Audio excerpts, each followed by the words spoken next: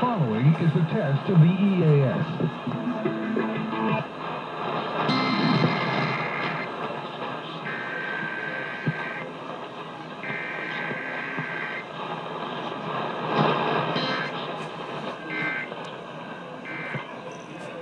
This station is testing its emergency alert equipment. The EAS provides timely emergency warning. This station serves the extended Pittsburgh operational area.